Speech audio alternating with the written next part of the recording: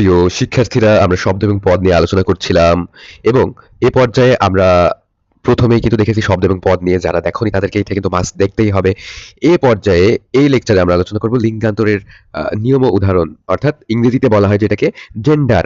তো এইটা কিন্তু খুবই খুবই ইম্পর্টেন্ট, ভেরি ভেরি ইম্পর্টেন্ট। কিসের জন্য? এমসিকিউতে কিন্তু তোমার এখান থেকে কোশ্চেন আসবেই, একদম 100% গ্যারান্টি দিয়ে লিখে রাখো। আচ্ছা, তো চলো আমরা তোমার হচ্ছে লিঙ্গ এটা নিয়ে আলোচনা করি বা জেন্ডার নিয়ে আলোচনা করি। লিঙ্গ বা জেন্ডার বলতে কি বোঝায়? লিঙ্গ বা জেন্ডার মানে হচ্ছে চিহ্ন, মানে যেটা দেখে আসলে বোঝা যাবে যে এটা স্ত্রী নাকি পুরুষ, নাকি স্ত্রী নাকি পুরুষ কোনোটাই না, নাকি উভয়। এটা বোঝা যাবে যেটার মাধ্যমে, মানে লেখালেখির মাধ্যমে, অর্থাৎ লেখালেখির মধ্যে, কথার মধ্যে যে শব্দগুলা দ্বারা বোঝা যাবে যে ওইটা স্ত্রী নাকি পুরুষ, নাকি স্ত্রী পুরুষ উভয়, নাকি কোনোটাই না।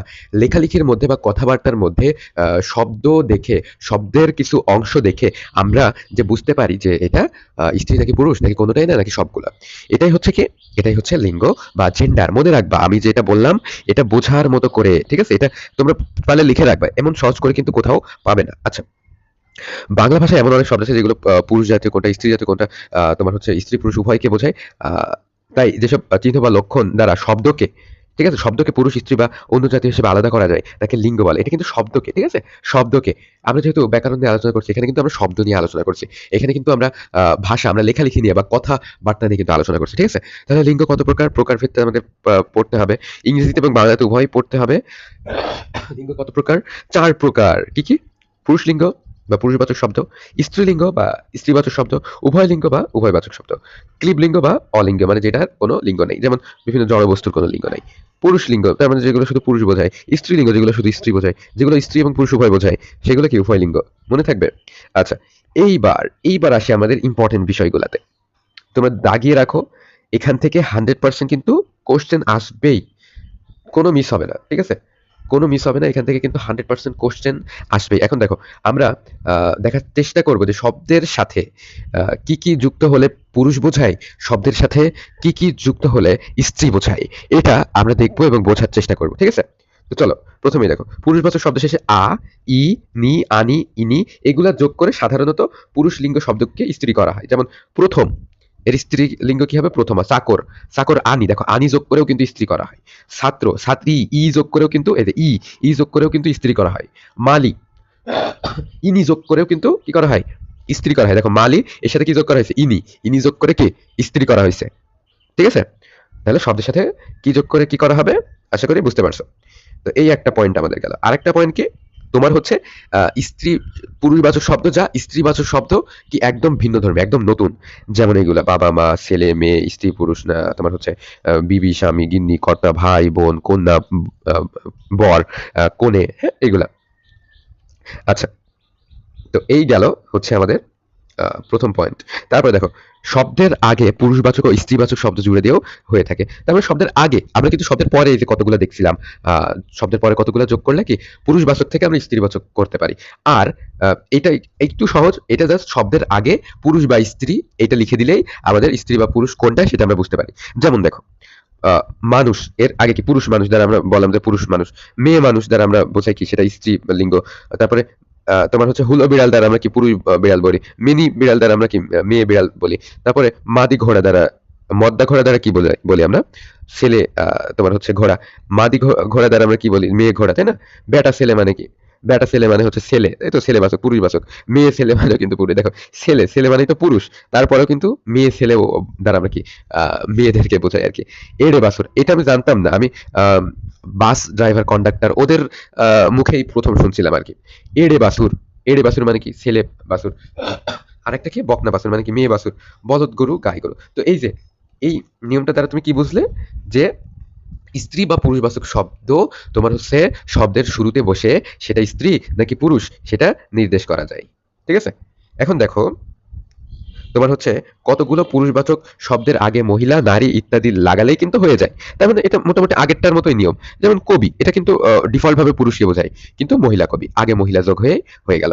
ডাক্তার সচরাচর পুরুষকেই বোঝায়, তো এর আগে মহিলা যোগ করে লিঙ্গ পরিবর্তন হয়ে গেল। তোমার হচ্ছে নারী, সভ্য নারী, ঠিক আছে, সভ্য পুরুষকে বোঝায়, নারী সভ্য নারীকে বোঝায়।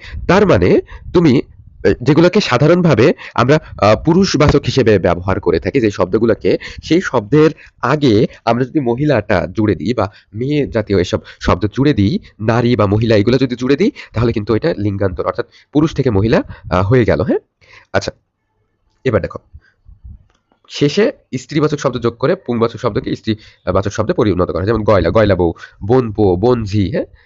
ঠাকুরপো, ঠাকুরঝি। তার মানে তোমার পরের যে শব্দটা ওই পরের শব্দটার পরিবর্তন করেই কি পুরুষবাচক শব্দ থেকে স্ত্রীবাচক শব্দে করা যায়। এই রুলগুলো কিন্তু অলমোস্ট সবগুলোর সেমই, তাই না? সবগুলো একই। এইবার দেখো তোমাদের এমসিকিউতে কোনটা আসবে দাগিয়ে রাখো। কেবল পুরুষ বোঝায়, কেবল স্ত্রী বোঝায়। এইটা কতগুলো স্টার দিবা তোমরা বলো তো? অসংখ্য, অসংখ্য স্টার দেবা। এখানে কিন্তু অসংখ্য, অসংখ্য স্টার দেবা, ঠিক আছে? অসংখ্য, অসংখ্য স্টার দেবা। এগুলা তোমার পরীক্ষাতে দেখো এসে বসে আছে। ঠিক আছে? পরীক্ষাতে এসে বসে আছে। তো কতগুলো শব্দ শুধুমাত্র পুরুষ বোঝায়, যেমন কবিরাজ, কৃতদার, তারপর হচ্ছে অকৃতদার, বিপত্নিক এবং হচ্ছে ত্রয়ী, ত্রৈণ। আচ্ছা, বিপত্নিক পত্নিক মানে কি? মানে যার স্ত্রী মারা গেছে এমন।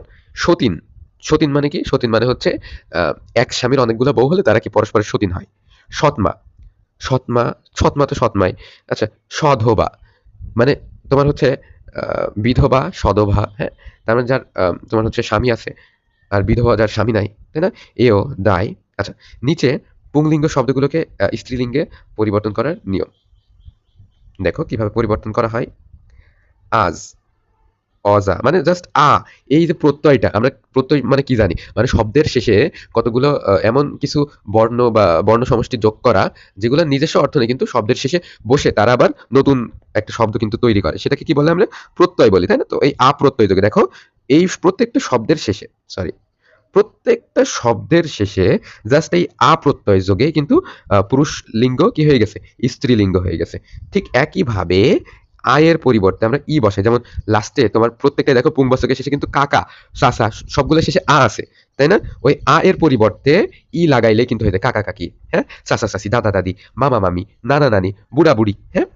জাস্ট এর জায়গায় মানে পুরুষ বাচকে শেষে কি আছে? আছে। ওই এর পরিবর্তে স্ত্রী করতে হলে জাস্ট কি করতে হবে? লাগাইতে হবে। স্ত্রী করতে হলে কি করতে হবে? লাগাইতে হবে। ব্যাস এতটুকুই। আচ্ছা, শব্দের শেষে প্রত্যয় যোগে। শব্দের শেষে কি? প্রত্যয় যোগে। যেমন যেকোনো শব্দের শেষে আমরা জাস্ট যদি লাগাই, বসাই তাহলে কিন্তু এইটা কমপ্লিট হয়ে যায়। ঠিক আছে? আচ্ছা। তারপরে নি, নি এগুলো যোগে। কামার, দেখো কামার, কামারনি, জেলে জেলেনি। জাস্ট তোমার হচ্ছে নি রস্যি অথবা দীর্ঘি লাগানো। এই যে জেলেনি, এই বানানের ক্ষেত্রে মনে রাখবে জেলেনি, ধোপানি এগুলোর সাথে রস্যি আছে। কিন্তু কুমার কামারের সাথে কুমারনি, কামারনি এগুলোর সাথে দীর্ঘ আছে, এটা মনে রাখবা। এবার দেখো শব্দের শেষে আনি যোগে। এটা তো প্রথমেই আমরা দেখলাম, তাই না? চাকর চাকরানি, ঠাকুর ঠাকরানি, হ্যাঁ? ঠাকুরানি। আচ্ছা, মেথর মেথরানি, নাপিত নাপিতানি। জাস্ট আনি, আনি যোগ হবে শেষে। কি হবে? আনি যোগ হবে। ব্যাস এতটুকুই। পুরুষবাচক শব্দের শেষে আনি যোগ হবে। ঠিক একইভাবে ইনি, ইনি যোগ হবে। অর্থাৎ তোমার মনে রাখতে হবে যে কোন শব্দের সাথে কি যোগ হয়। কোনটার সাথে আনি হবে, কোনটার সাথে ইনি হবে। এটা কিন্তু তোমাকে জাস্ট একটু মনে রাখতে হবে। দেখো আবার একইভাবে ইকা যোগে বালিকা, পাঠিকা, গায়িকা, সেবিকা, তাই না? শিক্ষিকা। এইগুলো যদি তুমি একটু বুঝে বুঝে পড়ো প্লাস একটু একবার করে পড়ে যাও বা একবার করে রিভিশন দিয়ে যাও তাহলে কিন্তু এমনি মনে থাকবে। অর্থাৎ মনে রাখার যে কঠিন তোমার হচ্ছে শব্দটা এটা কিন্তু মনে রাখার দরকার নেই। আচ্ছা, শেষে তা যোগ করে নেতা নেত্রী। তা থাকলে যেমন নেতা, শ্রোতা, হ্যাঁ, কর্তা, জাস্ট ত্রি যোগ হবে। তা থাকলে কি হবে? ত্রি হবে। এগুলো কিন্তু এমনি মনে থাকবে। মুখস্থ করার দরকার আছে? দরকার নাই তো। এগুলো এমনি মনে থাকবে। দেখো অত, বান, মাই, ইন এগুলোর পরিবর্তে কি অতি, বতি, মতি এগুলো এমনি মনে থাকবে। সতী, গুণবান, গুণবতী, শ্রীমান, শ্রীমতী, হ্যাঁ? গারিয়ান, গরিয়ান, গরিয়সী, হ্যাঁ? মহিয়ান, মহিয়সী। জাস্ট তোমার হচ্ছে বতি, মতি, ইয়সী এগুলা দিয়েই কিন্তু হয়ে যায়, হ্যাঁ? আচ্ছা। তো এই হচ্ছে আমাদের লিঙ্গ এর ব্যাপারে A to Z আলোচনা। আশা করি তোমরা অনেক নতুন কিছু জানতে পারছো এবং আমরা যেগুলো বললাম খুবই ইম্পোর্টেন্ট সেগুলো খুবই গুরুত্ব সহকারে পড়ো। আর প্রত্যেকটা উদাহরণই কিন্তু পড়বা তোমরা। প্রত্যেকটা উদাহরণ পড়বা আলাদা, আলাদাভাবে মনে রাখার চেষ্টা করবা। একটার শেষে আনি, ইনি যোগ হবে, হ্যাঁ? ত্রি যোগ হবে। কোনটার শেষে অন্য কিছু যোগ হবে। কোনটার শেষে কি? এটা জাস্ট একটু রিডিং পড়লে, একটু মনে রাখার চেষ্টা করলে, একটু প্র্যাকটিস করলে বা একটু রিভিশনের মধ্যে রাখলেই কিন্তু মনে রাখা সম্ভব। So thank you so much. ভালো থেকো, সুস্থ থেকো এবং পরবর্তী ভিডিও দেখার আমন্ত্রণ জানিয়ে এখানেই শেষ করছি। ধন্যবাদ।